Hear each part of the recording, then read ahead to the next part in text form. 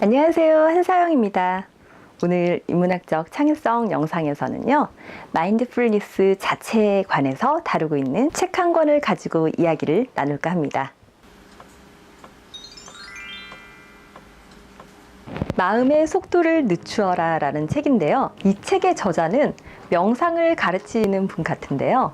실제 이 책에서는 명상의 구체적인 실천법보다는 일상에서 가져야 할 마음가짐에 관한 이야기를 더 많이 하고 있습니다. 꼭 앉아서 자리 잡고 명상을 하는 순간만이 아니라 일상생활에서 어떤 식의 마음가짐을 가져야 하는지에 관한 이야기이기 때문에 명상과 상관없는 분들이 보셔도 도움이 될 것 같아요. 이 책에 나오는 이분의 비유 중에서 제가 마음에 드는 구절이 있어서 좀 소개를 해드릴까 합니다. 운전하는 사람이라면 누구나 너무 빨리 달리면 자동차를 통제할 수 없다는 사실을 잘 알고 있습니다. 그러나 마음이 자동차와 흡사하다는 것을 아는 사람은 거의 없습니다. 마음은 평생 동안 우리를 운전하며 우리는 마음이 이끄는 대로 어디든 갑니다. 우리가 서두를 때면 우리는 주변 상황을 인식하고 경고 표지에 유의하여 잠재적 사고를 피하는 데 필요한 나름의 판단을 내려야 할 텐데도 마음이 너무 빨리 움직이고 있어서 그러지 못합니다. 그리고 속도 때문에 판단력이 흐려졌을 때 우리는 가장 큰 위험에 처해 있는 것입니다. 그럴 경우 우리는 산길의 급커브길을 시속 100km로 질주하며 가까스로 도로에서 벗어나지 않고 있는 것이라고 말하는 것은 결코 과장이 아닙니다. 우리말에서도 우리가 무의식 중에 쓰는 표현 중에 마음이 확 달아난다 또는 마음이 들뜬다 같은 표현들이 있잖아요.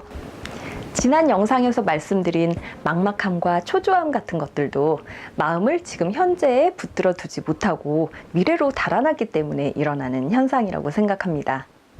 게다가 우리가 온전히 자신의 재능을 최대한 발휘하기 위해서 지금 인문학적 창의성을 고민하고 있고 그런 바깥으로의 아웃풋을 위해서는 당연히 멈춰서 생각이 고이는 그런 시간을 가져야 하는데요. 그런 시간 없이 그냥 밖에서 쏟아지는 인풋의 속도에 휘둘려서 그냥 따라가다 보면은 늘 허둥지둥 하게 됩니다. 재밌는 것은 우리가 이렇게 허둥지둥하는 사이에 실제로는 흘려버리는 시간이 더 많고 그 일에 정말 집중해서 쏟아붓는 시간이 더욱 부족해진다는 겁니다.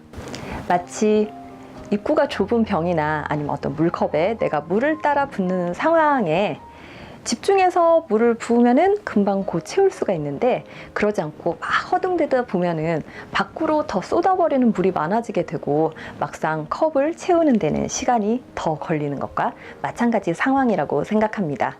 이건 재능에 가까운 성격인 것 같은데 어떤 분들은 굳이 명상을 하지 않더라도 다급해 보일수록 오히려 집중하는 분들이 있습니다.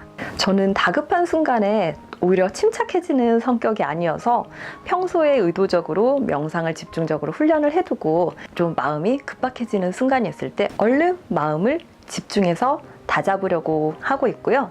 그게 실질적으로 후천적인 훈련을 통해서 도움이 되고 있습니다.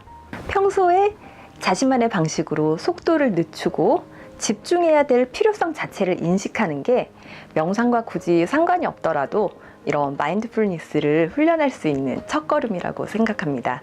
오늘 소개해드리는 마음의 속도를 늦추어라 책 군데군데 이 책의 저자가 실천을 권유하는 그런 명상의 방식도 몇 가지가 나오는데요. 그동안 제가 여러 가지 방식으로 수련을 하면서 저한테도 조금 효과가 있었다고 생각하는 지점과 큰 틀에서 겹쳐지는 지점들도 좀 있더라고요.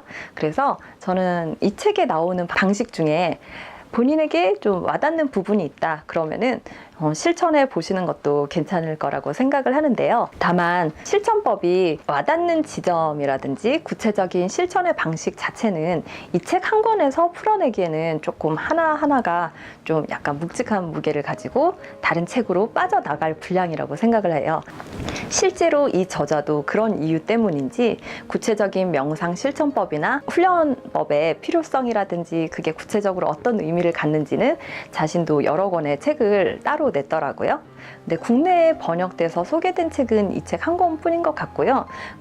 이분이 권하는 실천법은 굳이 이 책을 통하지 않더라도 다른 비슷한 류의 책들에서 또 볼 수도 있고, 저도 다른 영상에서 기회 되면 또 따로 더 말씀을 드릴게요. 다만 이 책에서 누구나 실천할 수 있는 제가 공감하는 지점이 있어서 그 부분은 지금 소개를 해드리려고 합니다. 바로 하루의 시작과 끝을 명상으로 시작하고 끝내라는 조언인데요. 구체적으로 명상 자체에 훈련이 되어 있으면 좋겠지만, 그렇지 않다면 스스로에게 명상이 될 만한 글을 읽는 시간을 확보하라는 것입니다. 특히 여러분 잠자기 전에 마지막 순간을 어떤 자극으로 채우시나요? TV를 볼 수도 있을 거고, 스마트폰을 가지고 어떤 뭔가를 찾아보거나 영상을 보거나 게임을 하거나 여러 활동을 하는 분도 있을 거고요.